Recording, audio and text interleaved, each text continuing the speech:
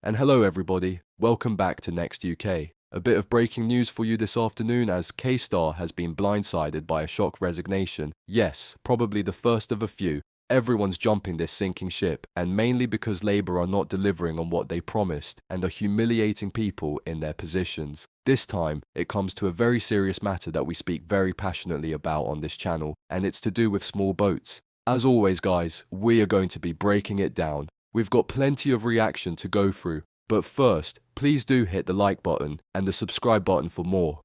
Tony, how much control does the head of Border Force actually have with regard to stopping crossings? So, Tom, can we first of all be clear? Martin Hewitt was the Director General of the Border Security Command. He was not the head of the Border Force like I was. The Border Security Commander post was created by this government in the legislation they've just passed. So Martin's been in a brand new role, really, for the last 18 months, not a role that I was in or anybody else's. So he is part of a jigsaw puzzle, really. It's not entirely within his gift to deal with all aspects of borders and immigration. There's also a head of the Border Force that manages the ports of entry, and there's a head of immigration enforcement who deals with deportations, removals, and so on. I mean, my first reaction, I do feel sorry for Martin. It is difficult at times like this. I think the job that he was given was always going to be a difficult one, Tom. And I say that because I did go back into the Home Office as a consultant under the last government and supported them in trying to implement the Rwanda plan, because that was a removals deterrent, which meant that migrants themselves could be detained and deported from the country to deter others from coming across. Martin's role was more about smashing the gangs. In other words, getting after the people that are arranging the crossings. I think there have been some reported successes in that area in stopping, vessels and dinghies and engines from getting into the EU and beyond.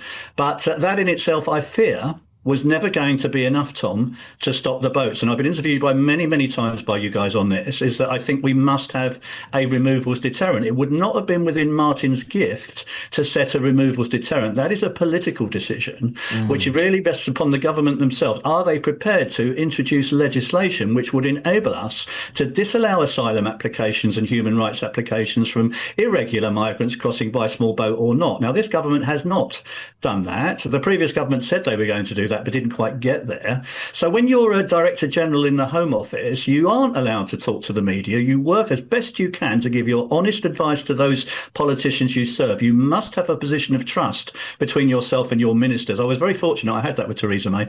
But, you really must have that, and you really must be working in lockstep with them. And I fear that what's happened here is that Martin has simply realised that actually, if his mission is to stop the boats, then that's not within his gift. No matter how hard he tries, and no matter how many resources he gets, Tom, he's not going to be able to stop the boats, and he will be the one ultimately who will be blamed if it doesn't work. So it's not as easy a life as some people might think when you're working in the top of the Home Office as a Director General. I can assure you, it can be tricky. My thoughts are with him and with his teams, and I do hope that they can find someone very quickly to step in and see what we can do to get back on mission and continue with what the work the government are trying to do. Tony, just very quickly and finally, it was a poison chalice. That's not something you'll be applying for now.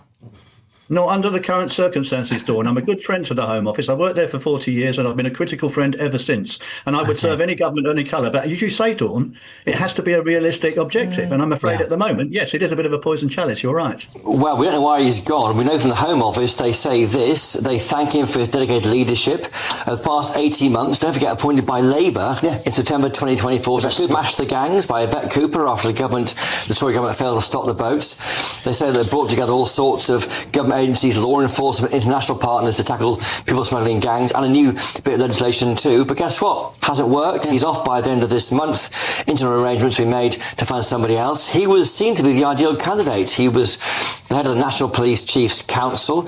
He had experience of tackling organised crime, and this is an organised crime problem. A senior Home Office source told me recently that he said to me, Chopper, we're dealing with essentially entrepreneurs who are just doing their best to try and do anything to get round our attempts to stop these crossings. I've got reaction in the past few moments from Chris Philp Martin. He's the Shadow Home Secretary. He says this: the government's complete failure of small boats isn't down to Martin Hewitt, the Tories say. It's because Keir Starmer and Shabana Mahmood, the Home Secretary, are too weak to take the necessary action. Guess what that is? Coming out of the European Convention on Human Rights, deporting all illegal immigrants within a week of arrival. And he says that Labour's decision again back in 2024, you know what's coming next, to cancel that Rwanda programme, that removals programme, was a disaster. Since then, 67,000 people have come here, nearly 800 a week, an increase of 45% increase on what had gone before.